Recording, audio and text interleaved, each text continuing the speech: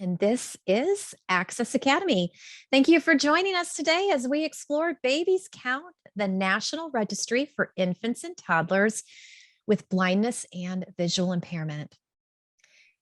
Today, I am pleased to bring you the presenters, DeEtte Snyder. She is Associate Director of Outreach at the Washington State School for the Blind.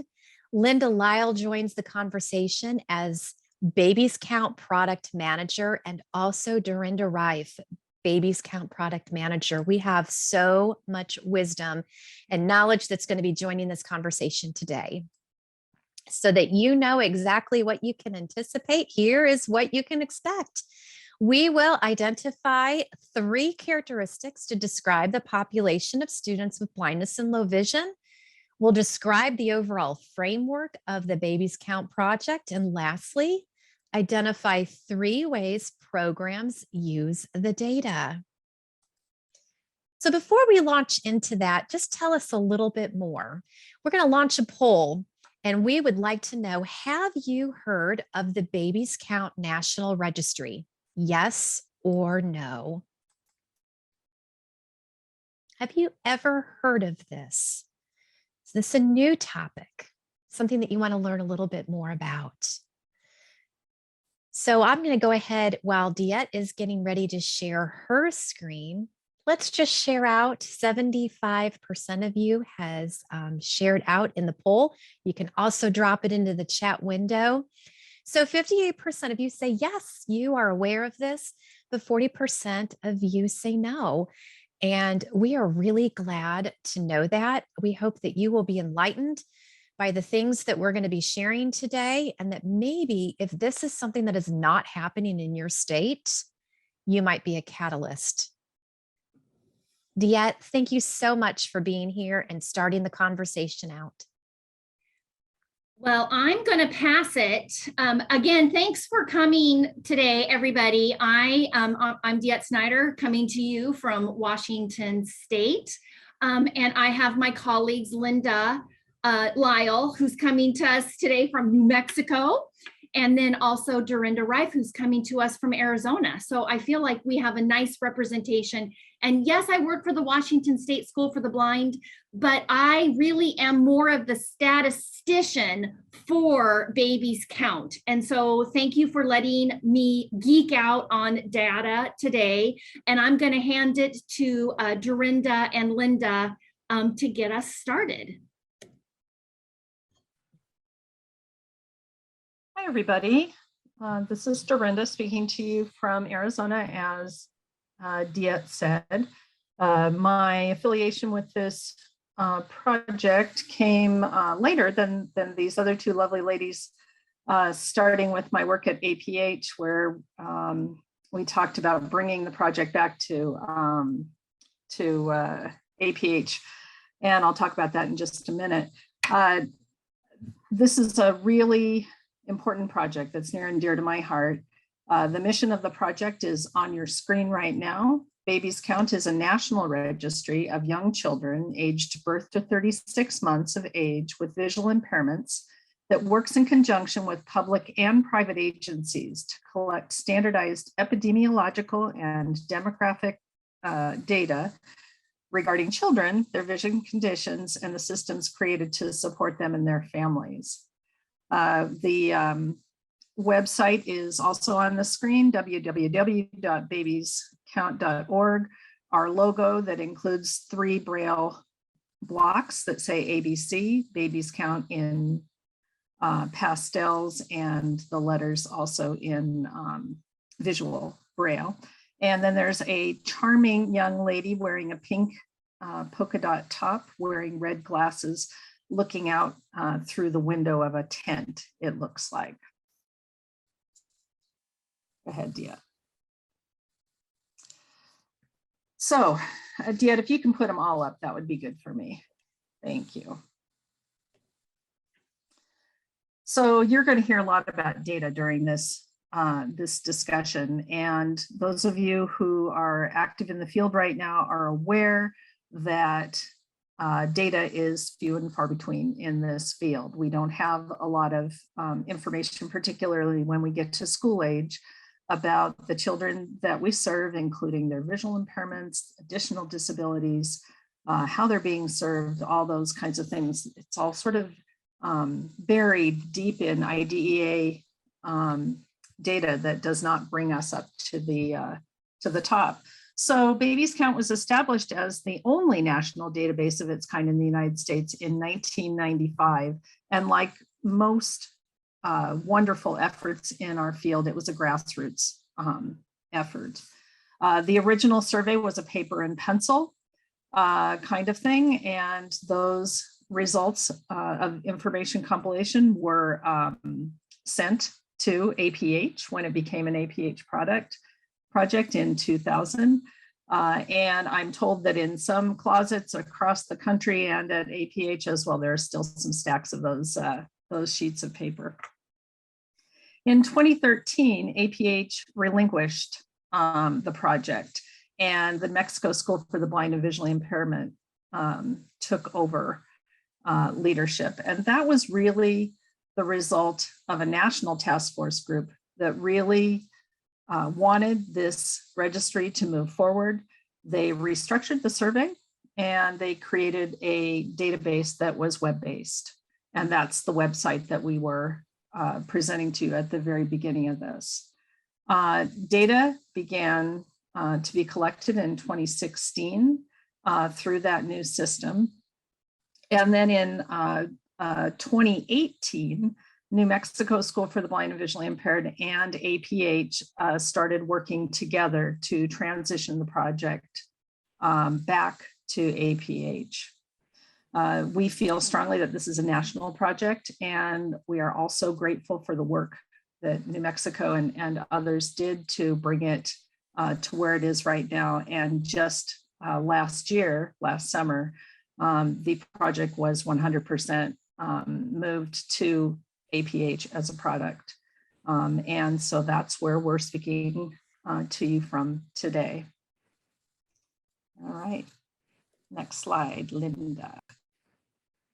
We wanted to share with you, good morning, excuse me, I'm Linda, I'm from New Mexico, and I've been with Babies Count since its inception in 1995. It is a program that's very dear to my heart. I have seen this data used to bring about system change within an organization. I've seen the data used to acquire funding and to educate legislators on upcoming issues in the field of blindness. It's very powerful. And because it is a one-of-a-kind database, I think it's not only extremely relevant, but it's important that we all own this and work together to expand our understanding of its importance and its application in our world now. The way we created this was a three-tiered state site. So there's a state lead, and that individual is almost always someone in the field of blindness or someone working for the field of blindness at an agency.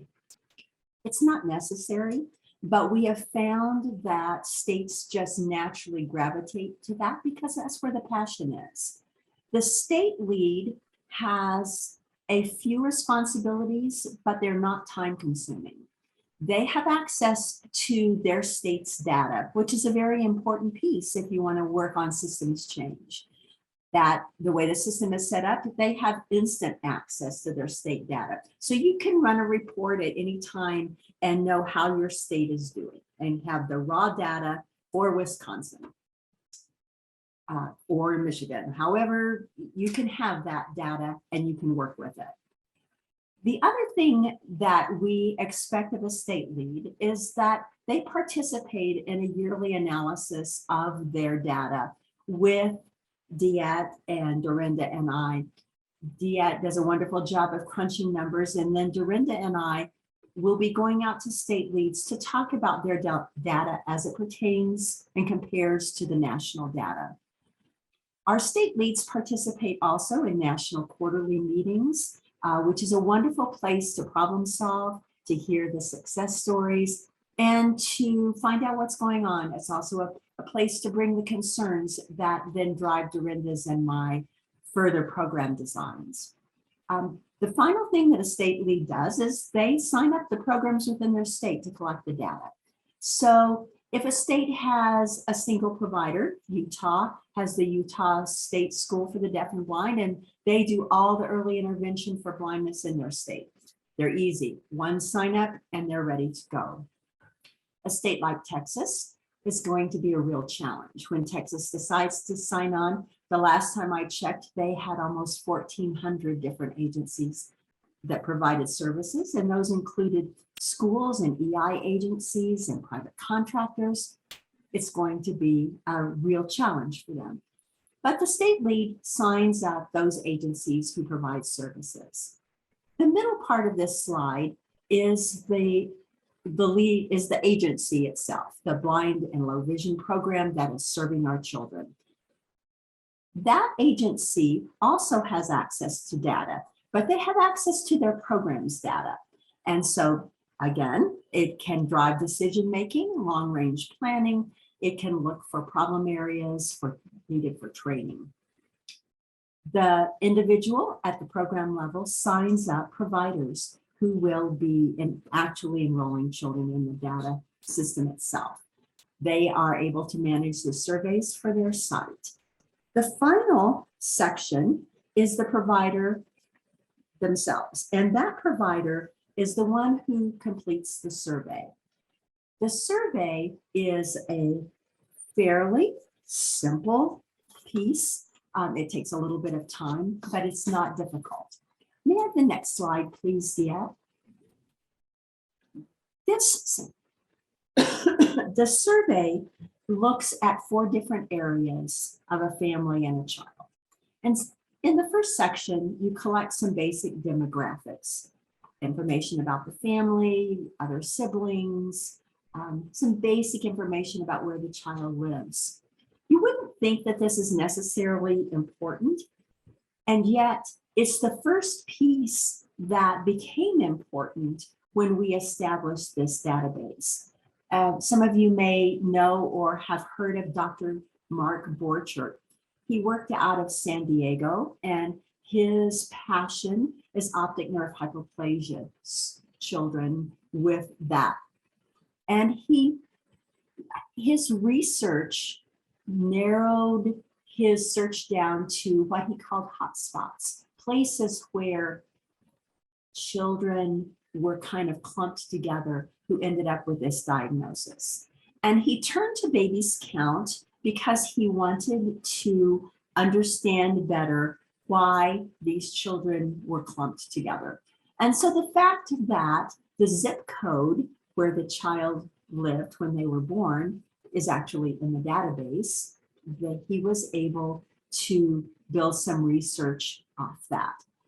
When the American Printing House was unable for a period of time to support the Babies Count project, he was probably the strongest voice urging us to rethink this and continue the project because of its uniqueness. And he certainly called me a number of times saying this has to become a priority. You cannot let this fail. So this section A looks pretty simple, but it's pretty important. In the second section, you will gather medical and visual information about the child. Pretty simple. Again, it's eye condition, it's other handicapping conditions, there are challenges this child might have. It looks at how old they were when they were born, whether they were premature. It looks at whether or not the child was injured from non-accidental trauma. That's a huge issue in many of our states. And we are collecting that data and beginning to understand how many of the little ones we serve are actually here in our programs because of the anger of adults. And it's an important piece to know. It certainly can drive work. One state has worked tirelessly to become part of a solution when they realized that they were probably one of the top 2 leading states in non-accidental trauma. In section C, you look at the early intervention and the visual impairment service that this child receives. So you look at when they were diagnosed, you look at how long it took before a referral came to an agency, and you look at how long it took before they actually began to receive services. This can be very informative for an agency and can help them decide whether they are getting on top of their kiddos quickly enough to really impact them. You're here because you know that early intervention makes a difference and that those early years cannot be wasted. And so section C becomes pretty important around how long is it taking before we really have our hands on that kiddo and can help that family. And in the final section, you're looking at what happens when the child leaves. Where do they go and what becomes of them? The survey is completed at about the time a child enrolls in your program.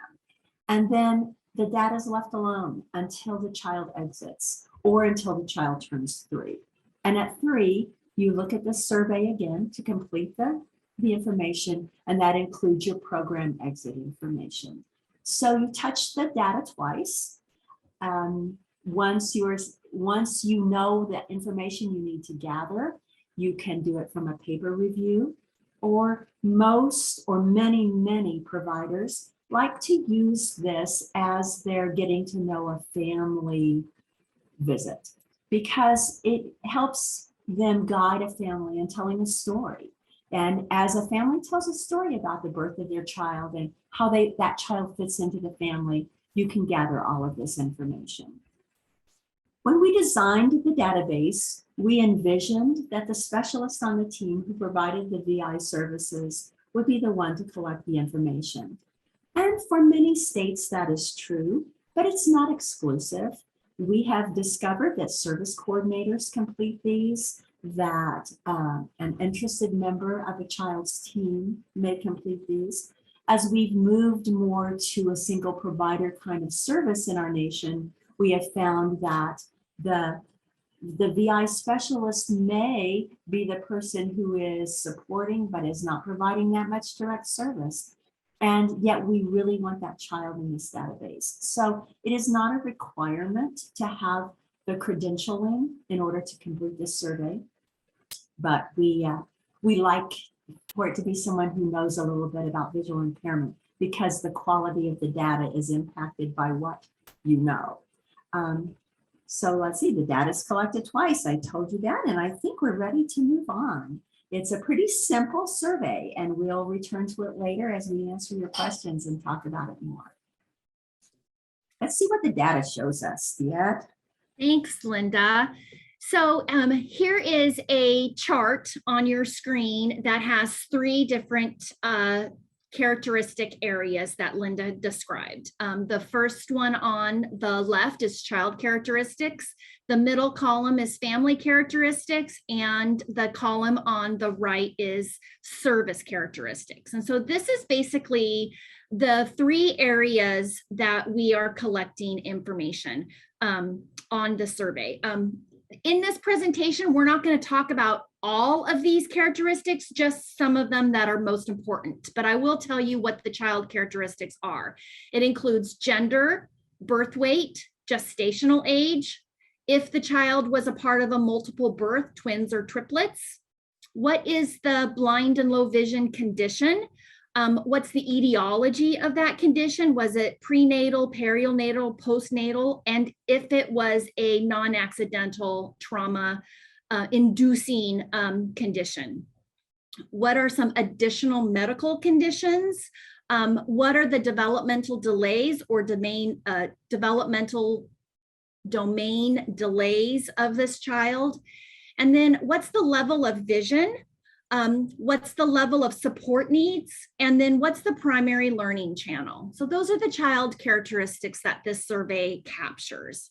The family characteristics, as Linda so eloquently described, is They might not seem important, but they are actually very impactful to a system. So this is why we collect ethnicity, language, if they speak English or not, who are the caregivers?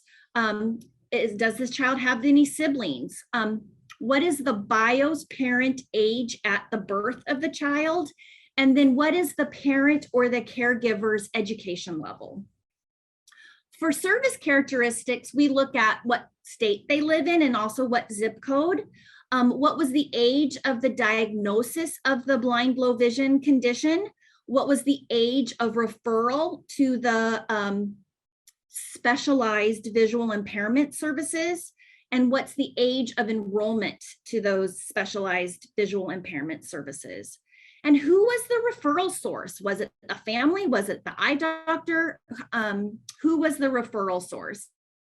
And who is the blind and low vision provider? Is it a certified teacher of the visually impaired, or an orientational mobility specialist, or a deaf-blind specialist, or an agency trained blind and low vision early childhood educator, for instance? So who's the blind and low vision provider? What's the frequency of those services? What's the location of those services? And also we indicated some virtual home services, if that's what's being offered. And then also, what other early intervention services is this child receiving? OT, PT, speech, early childhood educator, social worker, nutritionist, all of the IDEA categories.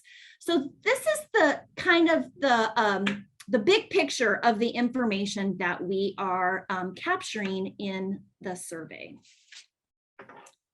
Let's talk about the results that we're going to share with you today. And again, thank you for allowing me to geek out on this data because it's very exciting. I will mention that this survey is considered a convenience sample. So it might not, and we're not sure yet if this sample fully represents our population of infants and toddlers who are blind and low vision. But I feel like, given that we have 2,974 in our sample, that is a really great representation. And so we need more data to have a longitudinal look, but then also we need more participation from all of the states. So our current sample has 2,974 in it from 15 states, which is awesome. So thank you to those 15 states. Data collection started in March of 2016. And the results that I'm sharing with you today are from the most recent result, which is considered the second data analysis. We did a data analysis in 2020, and now we're doing another data analysis in 2021. However, there's a question in the text. Why do some states participate and others do not? That is a question that we can't answer. And you know, as we go through today's presentation, I think that maybe to us, it's a systems issue. And so there's a variety of different answers to that. But we're hoping that after today, we can get more people to participate. And yes, in answer to the second question, we will be giving you contact information. If your state is not enrolled and you're interested, we would be happy to meet with you and talk about how that could happen for your state. And already, thank you for even thinking about it. Great, thanks, Linda. Also, I will let you know that, remember, this project started in 1995. And so Dr. Deborah Hatton published 3 journal articles, one in 2001, 2007, and also in 2013. So if you're interested in getting any of those journal articles, you can either email me and I can get you the articles if you are interested in that. So let's start with the child characteristics. You'll notice that there's a cute little picture of a young boy wearing blue pants, a red winter coat, and a knitted stocking hat that is standing in a sensory sensory pool full of dried corn, and he's throwing those corn kernels into the air. So for gender, 55% were boys and 45% were girls. Gestational age, I found very interesting. 52% were full term, 21% were born 33 weeks to 37 weeks gestation, and 26% of our sample were born at 32 weeks or earlier, and 7% were either twins or triplets. However, the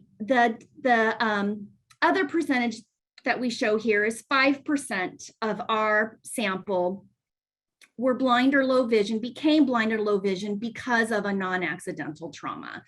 And that percentage is shocking to us, but it's something that we really need to pay attention to because it is a very large percentage of our sample.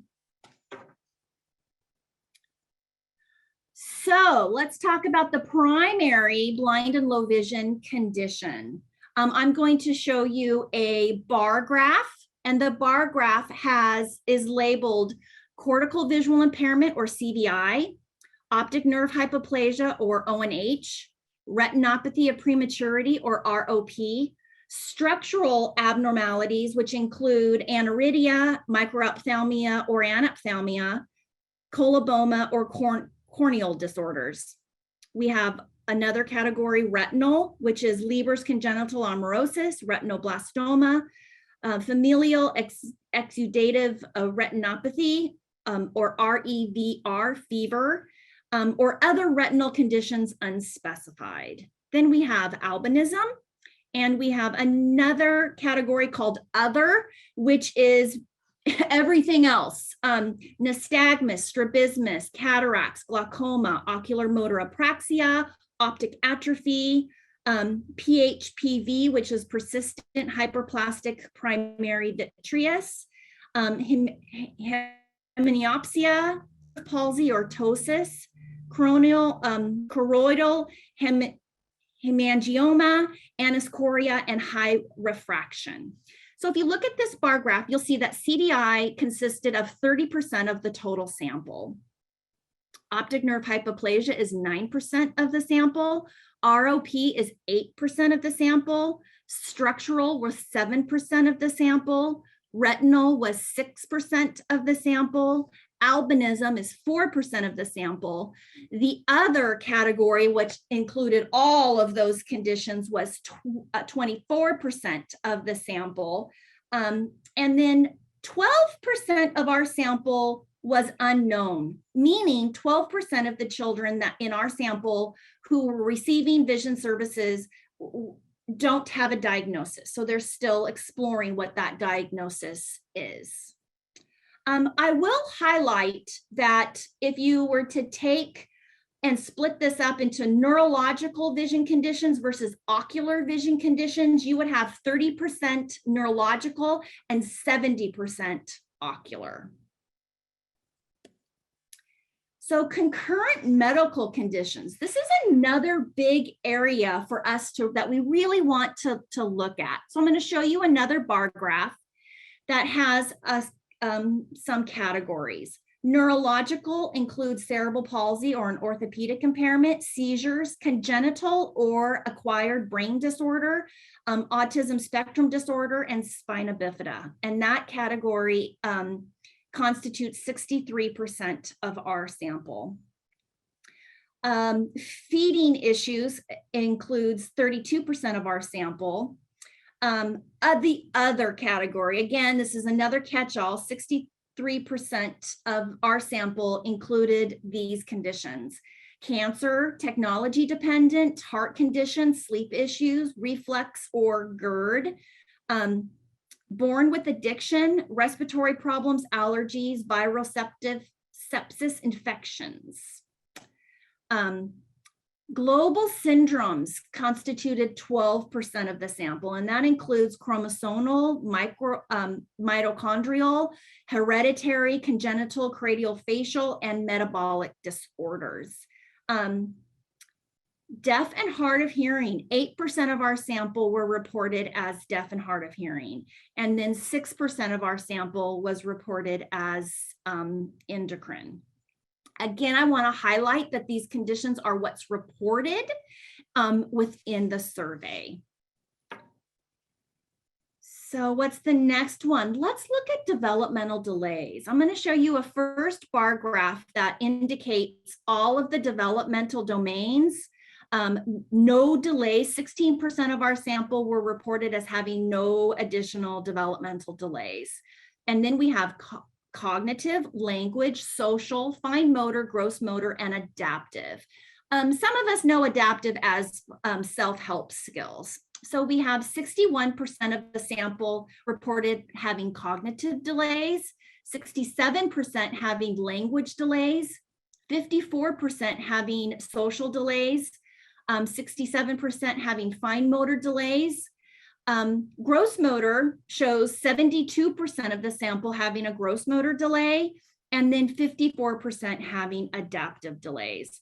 Now, we do know that some children have more than one of these developmental domains delayed. So I'm going to show you a pie graph next of the number of domains that are could be delayed. So again, 14%, sorry, that's a typo. It should say 16% has no domains delayed. 9% of the sample have one domain delayed. 9% has two domains delayed. 9% has three domains delayed, four domains, 9% as well. 10% of the sample had five domains delayed. And you'll see that 40% of the sample is indicating that all of the developmental domains are delayed. So the range of developmental abilities is obviously quite large, and the data doesn't suggest that blind and low vision is related to delay or if the delay is purely co-concurrent. However, there's a lot of research to suggest that it's probably a little of both. And unfortunately, our survey doesn't go into great detail about this because you can just imagine that it's going to be everywhere along the spectrum. However, I think the next two slides give us a little bit more information about what we're really looking at. So in this slide, I'm going to share with you functional vision, the developmental needs, and also learning channels. And I'm going to show you a couple of bar graphs. The first bar graph is level of functional vision. In this bar graph, in the survey, we actually use the same categories that the APH federal quota registry also uses for ease of completing this. And so 38% of the sample is reported as having low vision. 27% of the sample has typical vision. 21% of the sample is functions at the definition of blindness, which again is part of APH's federal quota registry. And then 13% meets the definition of blindness. So that gives us an indication of overall what is the sample of vision abilities of the children on our caseloads. But let's look at developmental needs. And 49, I have three different categories: mild to moderate developmental needs, severe profound developmental needs, or typical developmental needs. So in our sample, 49% of the sample was reported as having mild or moderate developmental needs. 37% was reported as having severe or profound developmental needs, and 13% being a typical support needs or similar to another child their age. So primary learning channel is the next area. And, you know, this is an interesting question, as we know that sometimes it's difficult to determine a primary learning channel for a child so young, but sometimes we can get that information. So 47% of our sample was indicated that vision was their primary learning channel. 23% had auditory as their primary learning channel.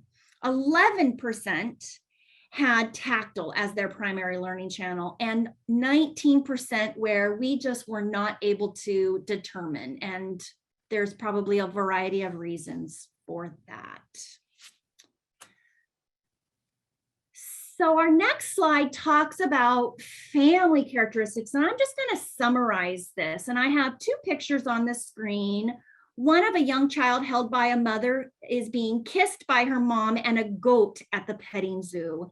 And the next picture is a young boy holding a cane in one hand and his father's hand in the other hand. And I love this picture because I believe that the father is just looking adoringly down at his son holding his cane. So our population is very ethnically diverse. 53% were white and 20% were Latino or Hispanic, and all ethnic groups are presented in our sample. 84% are English speaking, and a lot of the children had very small families. 49% were the only child in the family, and 34% had one or two other siblings, and only 17% had 3 or more siblings. So these are very small families, and so we might make an inference here that maybe the child who is blind or low vision in this family might be the firstborn. So 49% were firstborn, for sure. Also, it seemed to me that our population was very educated. However, I will say that we had a lot of unknown or unreported in this category. So that might be an overinflation of education. So over 1/4 or 27% of moms and under a quarter, 23% of dads have a college degree. And only 4% of the moms and dads did not graduate from high school. But again, that is a highly unreported category in our survey. Dia, Yes. there's a question that I think you might be interested in answering right now. There's actually two. The first one is, what does typical functional vision mean? Go ahead with that one. Okay. Typical functional vision means typical that could be similar to a child who does not have a vision condition. Thank you. And the second one is, could family size affect and skew results? Maybe large families don't have time to complete the survey. Yeah, I think that there's a lot of reasons for that. Remember, families are not completing this survey on their own. It's the service provider who is filling out the survey in conjunction with families. And so that might be something that is skipped over if a service provider doesn't take the time necessary to complete the survey with the family. But yeah, that's a question that sometimes might not be answered. Linda and Dorinda, do you have some more? I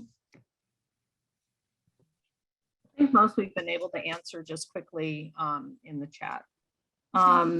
Let's see, somebody just asked, are foster situations recorded? Yes. You know, Dia, before you go forward, I would like to go back to the question you just answered about does the family size or the education level impact which families are in the system and which are not.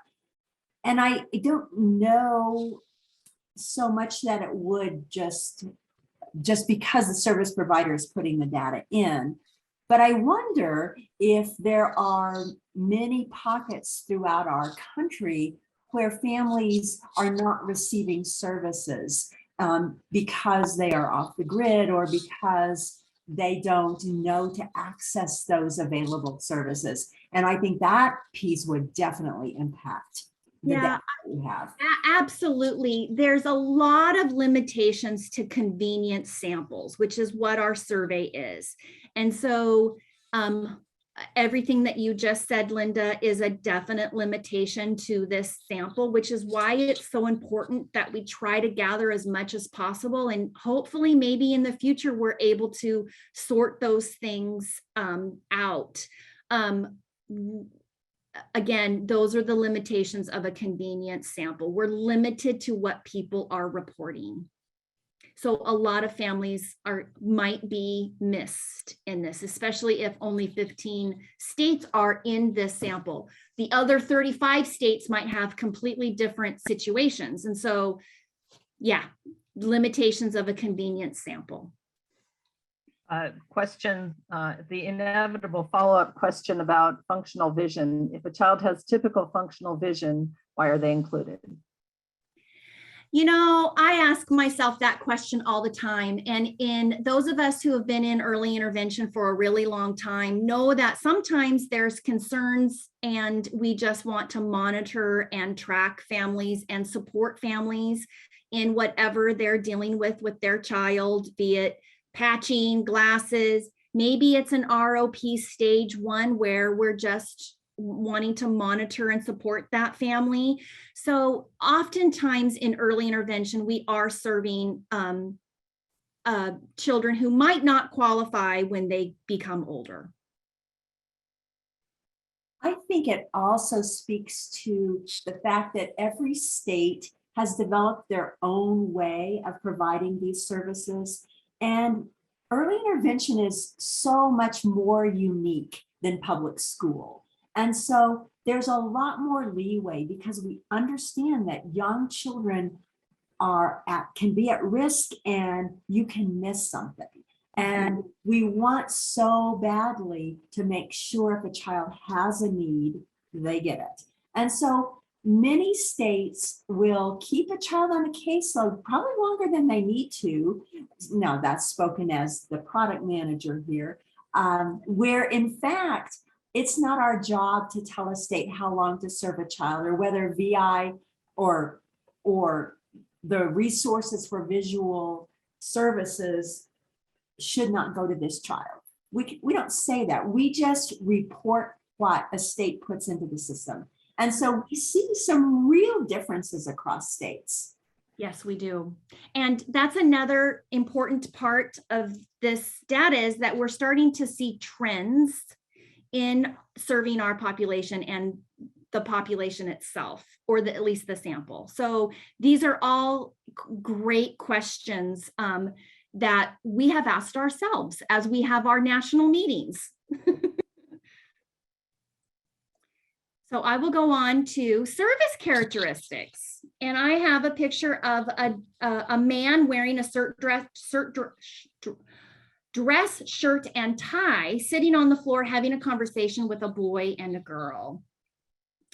So referral source, we have 80% of our referrals, or that's reported in this sample, came from the EI program, which means 20% or less than 20% actually came from the medical provider.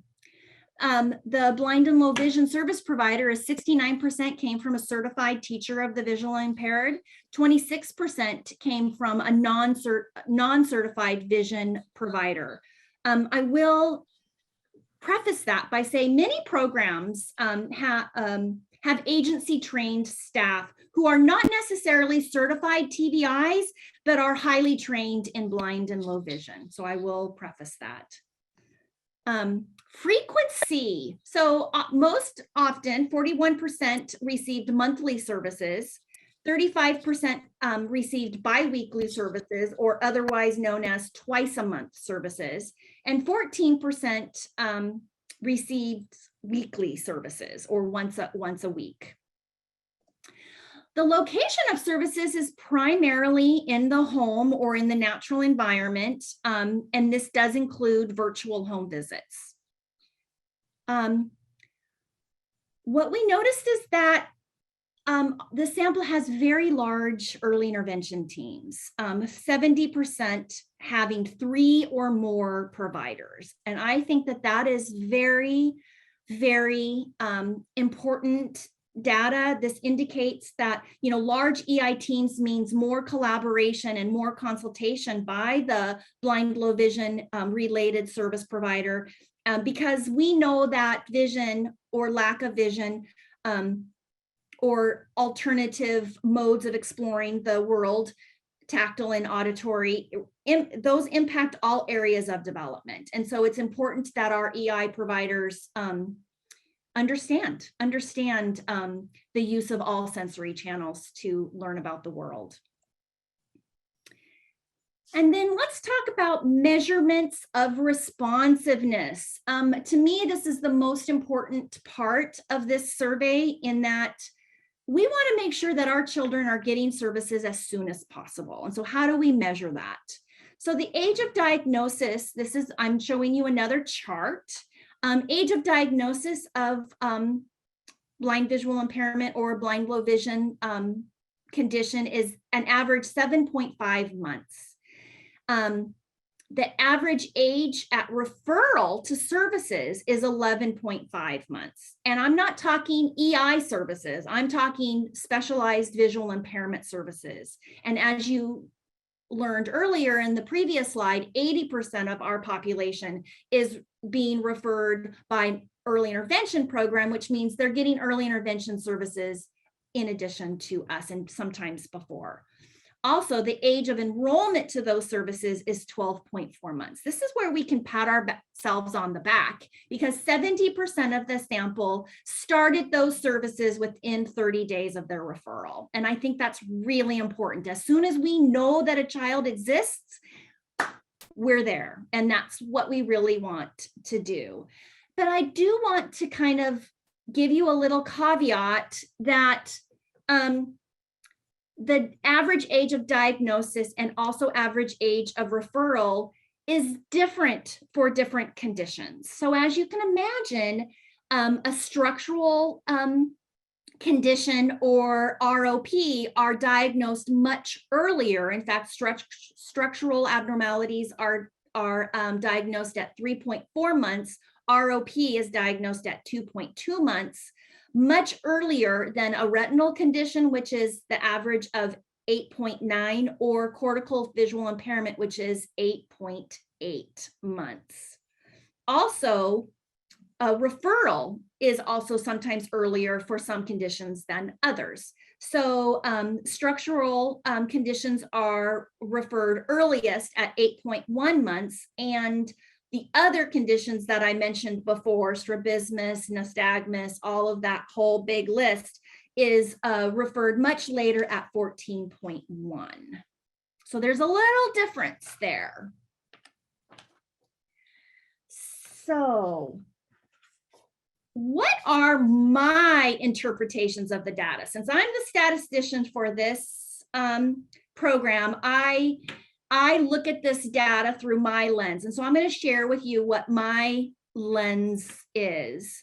So number one, children who are blind or or have low vision are incredibly diverse. This is a very, very diverse population that we are serving. There's a variety of vision conditions. However, most prevalent is obviously neurological conditions. And then there's a range of developmental needs, but there's most prevalent are children with severe and profound. And so it just really tells me that eye anatomy and brain anatomy are kind of important information for us to know as we learn about the kids on our caseload. Number two is, I believe that this diversity really challenges our field. And we really need to get early identification of these needs and access to services. Early identification is so important, especially when others are referring to us. So if we have 80% of our early intervention partners referring to us, it's really important that they also understand how visual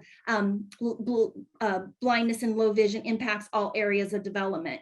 And I'm sure that I'm not the only one who hear vision is the least of their worries when we hear about a child with more severe, profound needs.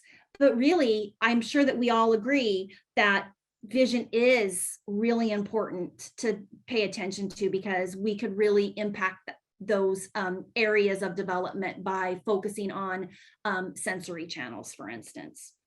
And then and the need for collaboration and partnerships across systems is really important. So consultation is not a bad word. Our kids have many teachers. And we need to be better consultants to our educational partners. I think that's really important. And so this is where I stand on my soapbox of the training of teachers to meet these diverse needs. And there's 2 university providers who are here, so I'm talking to you guys. I really believe that we should have more content in our teacher prep programs, not just to teach our teachers to be teachers of students, but teachers of teachers. So where are our classes on coaching and consulting and adult learning and teaming? This is where we could really make a big difference in our services to kids. So those are my aha moments of this data. And so now I'm going to invite you guys to share a little bit about what are you thinking about this data? What are your aha moments? What are some of your thoughts that you want to share with us and reflect? Here's a question. Do these results represent your caseload? Let's talk about it. So we're going to do a Jamboard activity, and Amy Campbell is going to put the Jamboard link in the chat box, and I'm going to pull up our Jamboard. And so create a sticky note with your reflections on the data you just heard. What are your aha moments? Let's reflect together. Linda and Dorinda, do you guys want to share yours first as we wait to populate?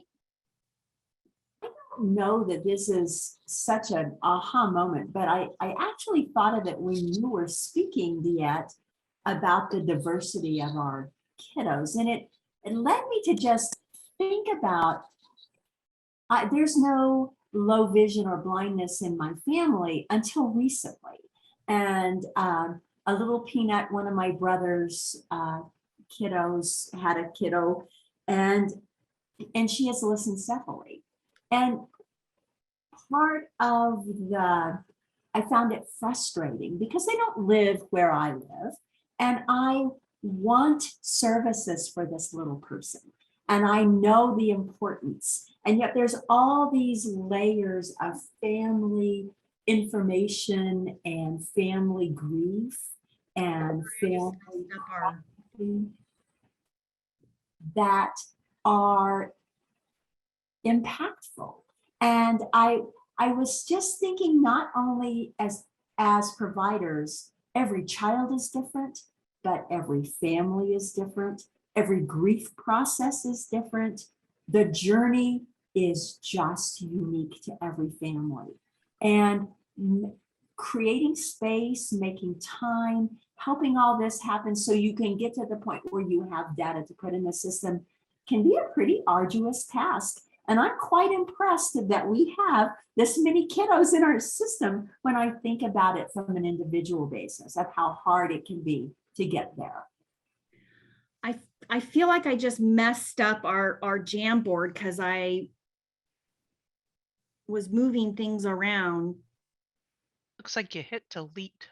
Did I hit delete? I didn't mean to. I'm so sorry. I'm trying if you guys, when you create your move it around the board so that I don't mess it up anymore.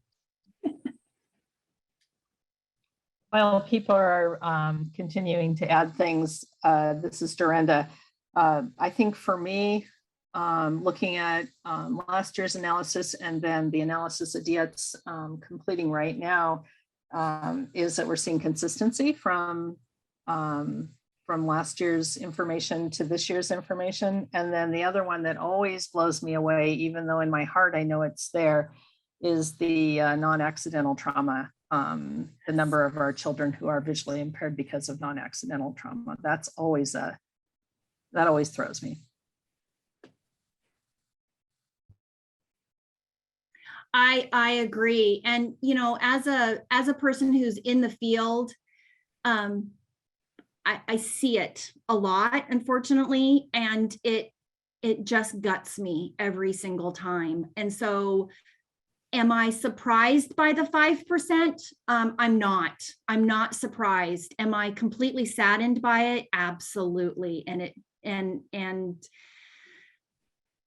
yeah. Someone asked about COVID, that I wonder if COVID is going to increase those numbers, and I certainly hope not. But it would be an amazing miracle if it didn't, because the reality is all the pieces that lead up to non-accidental trauma have been exacerbated by COVID in the last 2 years. And I think we're going to look at more of it. Mm-hmm. Yeah. You know, you know, we could really talk about the changing trends in our population. You know, if you think back to the 50s, 60s, and 70s, how such a high percentage of our kiddos were ROP kiddos. I mean, many of us have worked for early intervention agencies that were created because of the number of ROP babies in existence. And to see that very few ROP kids are being served right now just because of the great neonatal intensive care unit protocols that are in existence now, that has basically almost eliminated that vision condition in our population. We don't see it very often anymore, if at all. But we do see a huge percentage of CVI. And I think that we can all have theories about why, maybe, but I do think that children with neurological vision conditions is increasing. And there's a variety of reasons why. So can we learn from the past of the neonatal protocols that were in existence that eliminated ROP? Would that also assist us in maybe decreasing the number of kids with CVIs, but maybe increasing how those children get services earlier? I'm just wondering. That's my wonder.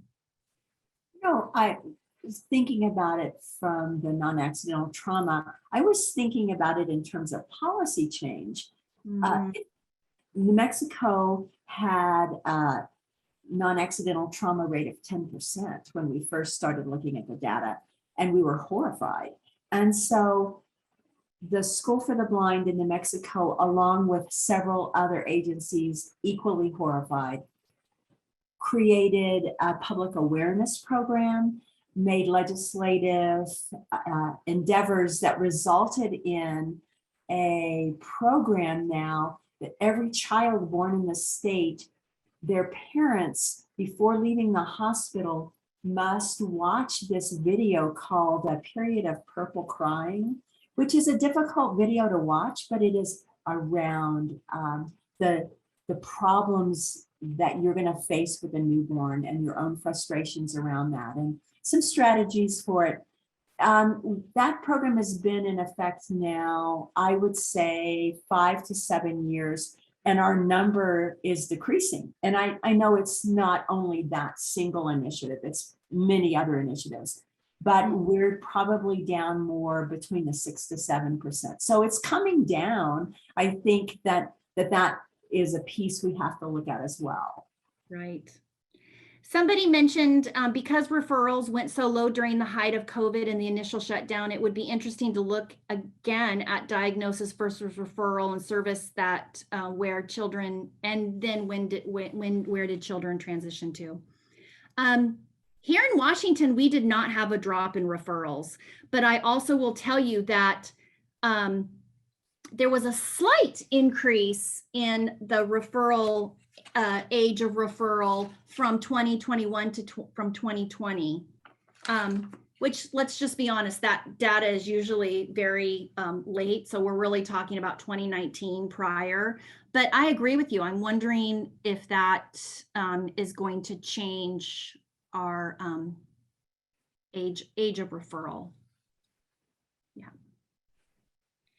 And I see a couple of retired adjunct and personnel prep. And yes, there's just so much to include in a teacher prep program that consultation and team teaching is taught, but maybe not to the extent that that is really what we do in birth to 3, I guess is what I'm saying. I see a question here that I find interesting. It says, how many children are overlooked during the 0 to 1 year because they may have a high visual, but still have an impairment? Absolutely. I think that's really important because we know that vision develops over the first year of life.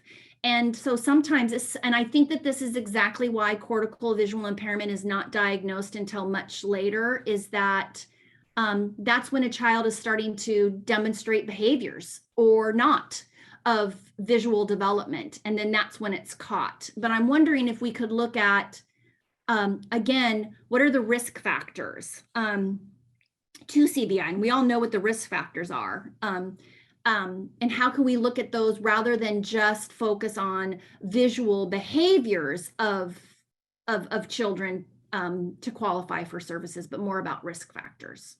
Yes.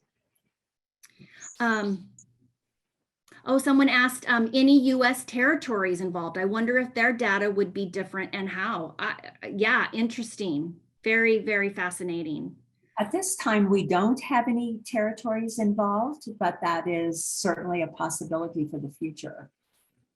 To move away from that, there's a question here about, it says not all students meet the definition of blindness for federal quota, but receive Part C services. Are they counted in Babies Count adequately? And that's going to be state dependent. And a little bit, we'll talk about a state that registers only children that are on their count count, and others that just take all children that they look at.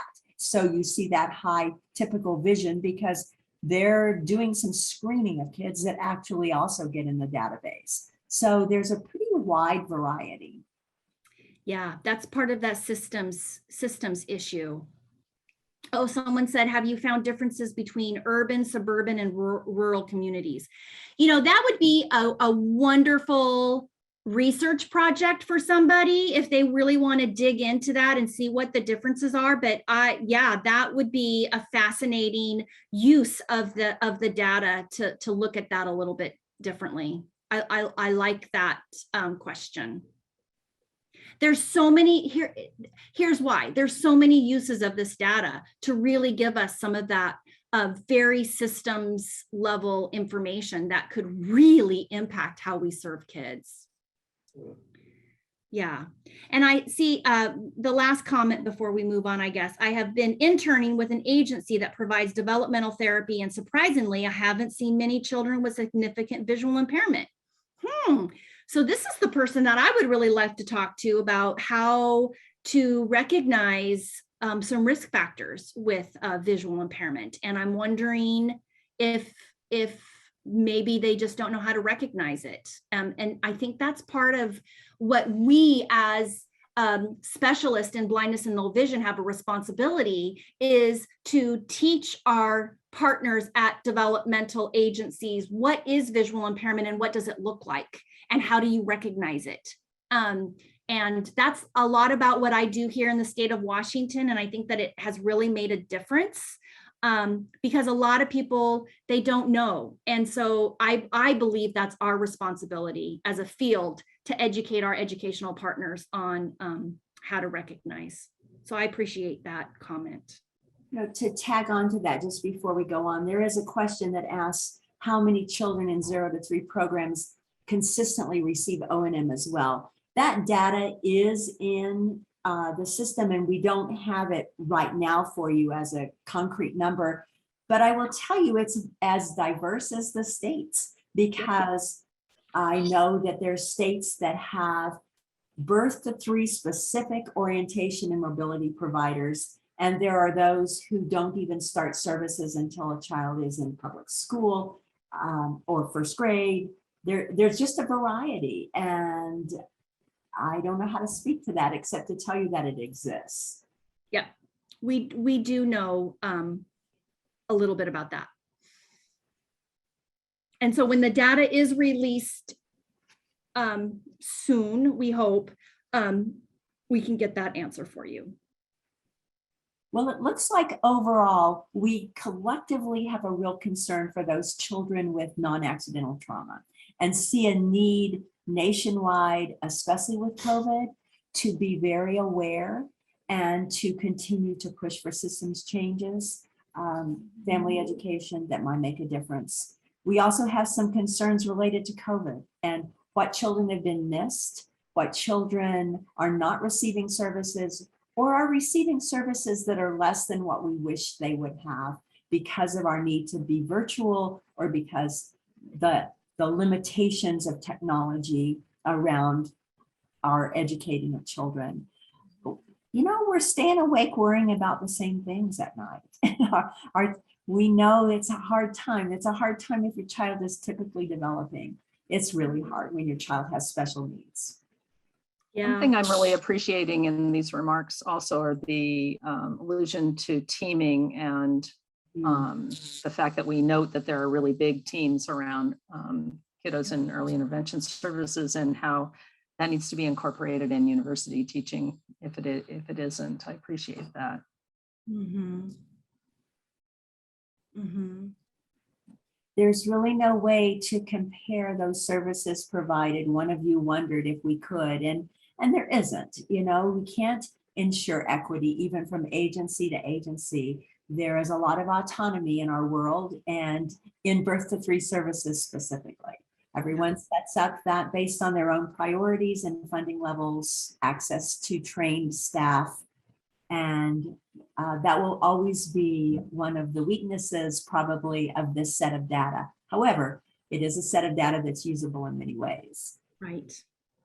Well, thank you guys for participating in this Jamboard activity and giving us your reflections and your input. I think it's important that we as a field talk to one another about these things, and this data can set up those conversations.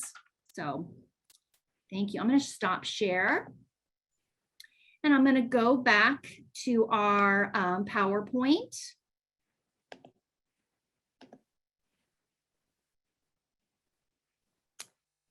And go to the next slide.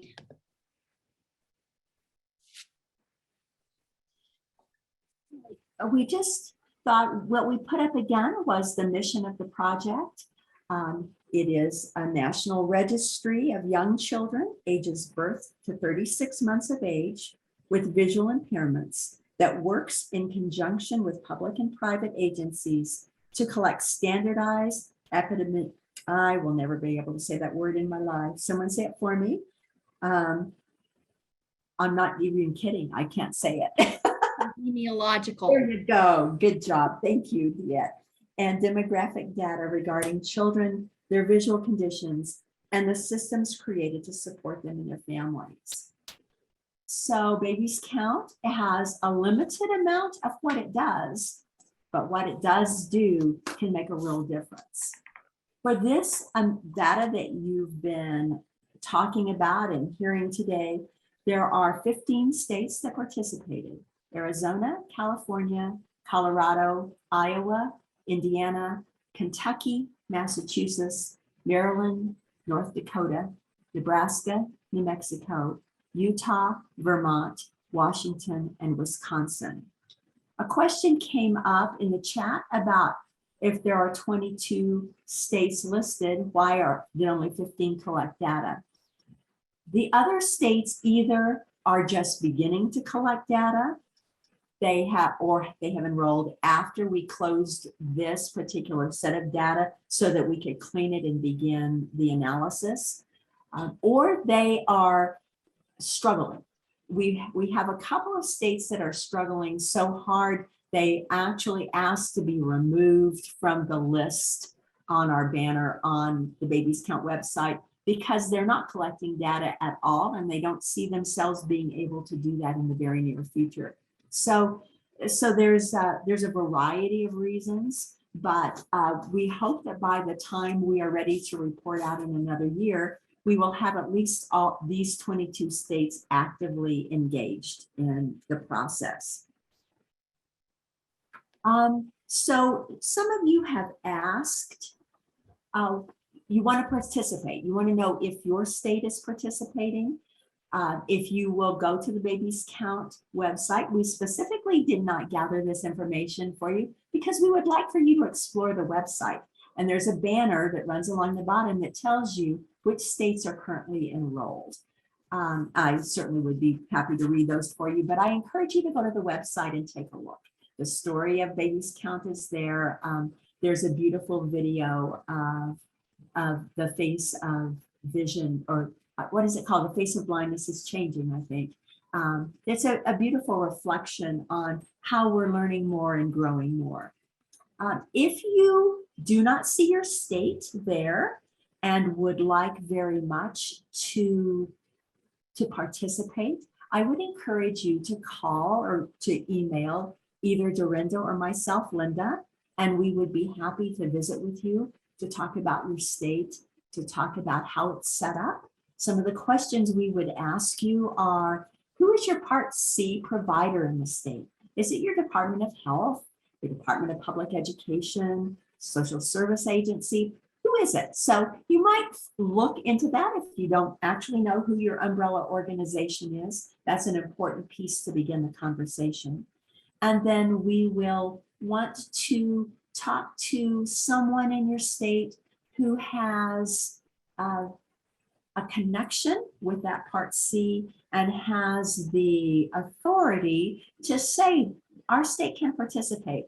It's not a written authority or anything like that, but a service provider out on her own who is a private consultant is going to struggle to find other agencies to buy into this. And what we have learned is that if you are a private consultant, your energy is going into your caseload because that's what you do. And it takes some work if you're not affiliated with an agency to find the time even to build an infrastructure within your state. So we'll want to talk to you about that. Please call if you are passionate about this and want to see it happen.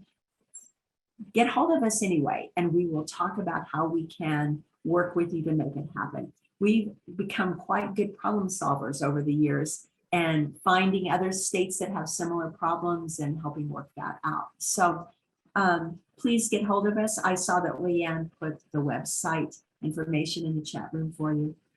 Linda, could you also address the questions regarding confidentiality that is coming? And I know that that has been a huge issue about why some states haven't signed up yet because they're concerned about that. Can you address that? Okay. And I don't think we've mentioned it so far this morning. I want to tell you that the data in the database is anonymous. There's no child's name in there. There's no way that you can identify specifically who that child is. So from that perspective, the information is anonymous. You'll be putting in a zip code and you'll be putting in a birth date, but you are the only one who knows the child code. So there's no way that I, who have access to all the data, could ever look at a child and know where to look for it. I could not even begin to figure out who a child was. It's very anonymous. Some states, because of the changes, I think specifically with APH in terms of the quota and the way they've redesigned collecting the parental permission piece, Some states have indicated that it's a problem for them. We do have a release available if your state needs parental release to put information in the database, and we would be happy to share that with you so that you could personalize it to your state. Many states have gone through their legal counsel, and for them, it's not an issue. So it is, again, it's a state-by-state issue, and we'd be glad to help with that process. We've worked with other states as they've worked through it.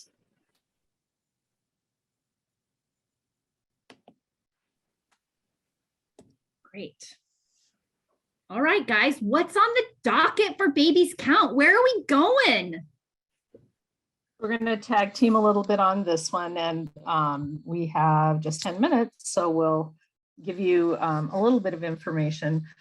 First, I wanted to talk about some of the challenges that we face in moving forward with collecting data on these little ones. One of the things that I think is one of the greatest challenges, and Linda alluded to Texas earlier, and that is that every state serves birth to 3 children differently. The setup is different, and we've been talking about how kids qualify. I saw on the Jamboard that some people talked about only legally blind and so on. And so trying to move into a state and making sure that we are covering as many children in that state as possible can be a real challenge. The other thing, as we've been coding the data, that we've noticed is that just vocabulary is different from state to state. So what you call your service providers maybe doesn't quite match with what the survey choices are. And so we're always looking at that. One thing that we hear a lot is from state leads is figuring out how to incentivize service providers to include the registry in their services. And some of this comes from the fact that funding sources dictate hourly pay, and this is not considered something that the service provider would be paid for. We can problem solve with you about how you can manage that better, but I think it is something that that has been a challenge for many states. We've talked a lot about analyzing the data, and as we go through, and as Diet was showing, so each state gets national data and they get their state's data, and looking at those things side by side really is part of Linda's and my initiative for the next couple of months for state leads. And part of that involves digging into that data to decide what it is that your state wants to target. So Diet, I love to always give the example of how Washington has looked at the time from referral to the time of service delivery by a BVI. And so they have decided that that's what they're going to measure on a regular basis and show how they're improving on that. And so each state may have different things that they want to focus on to improve services or learn more about services in their state. So those are some of the issues that we're working through moving forward with Babies Count. Linda? When Diet and Washington are beginning that process of looking from diagnosis to entry into program, New Mexico looked at that several years ago and wanted to bring that number down dramatically, so much so that they put it into their state's strategic plan, and they said, we're going to change this number. And part of that, this was strictly a Babies Count initiative. They looked at, well, who are doing our referrals? Well, there's basically 2 ways you get referrals. You either get them from an early intervention agency, or you get them from a doctor, ophthalmologist or optometrist. Typically, what we see in the data is that if the medical profession makes the referral, it comes in earlier.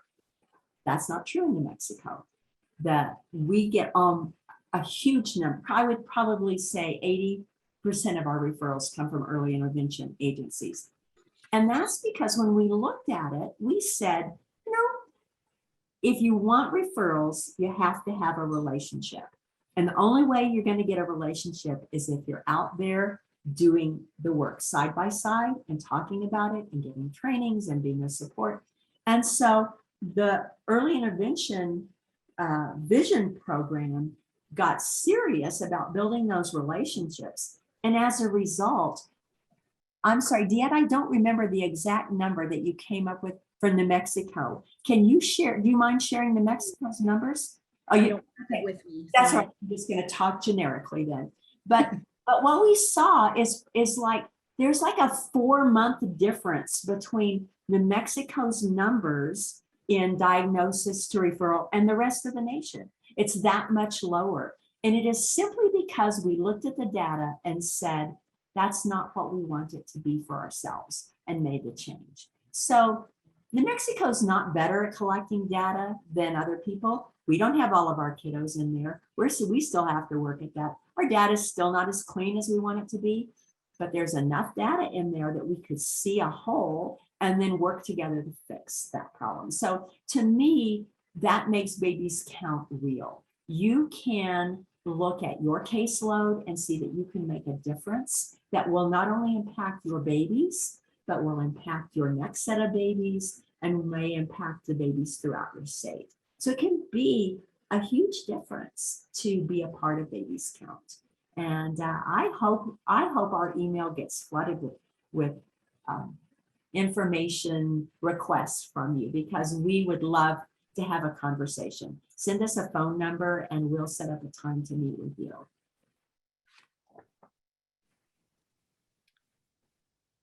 Thank you, Linda. Yeah, it's amazing how impactful data can be on decisions, policy decisions, program decisions, and it's an important part of our system. And I have always appreciated Babies Count being a part of that. And it just goes to show you that our field can make data-driven decisions, and that's the whole point. So thank you. There is a question about training, and do we train service providers? We do not do the direct training. However, we expect during this year, one of Dorinda's and my goals is to create training materials that will be linked on the website so that you will have a way to train your service providers so that we begin to get cleaner and more accurate data as we go along. Yeah, it's really systems specific. Mm-hmm. Yeah. Mm-hmm. Great. Well, Miss Amy, I believe we have said all we wanted to say. We could probably go on forever because this is our favorite topic, but we will go ahead and stop. I'm delighted. Thank you so much for taking your time to share out with our audience to help us understand what pieces are moving within the Babies Count data, and by providing contact information in order to get more details of how to become actively involved, especially for those states that are not a part of it as we speak right now.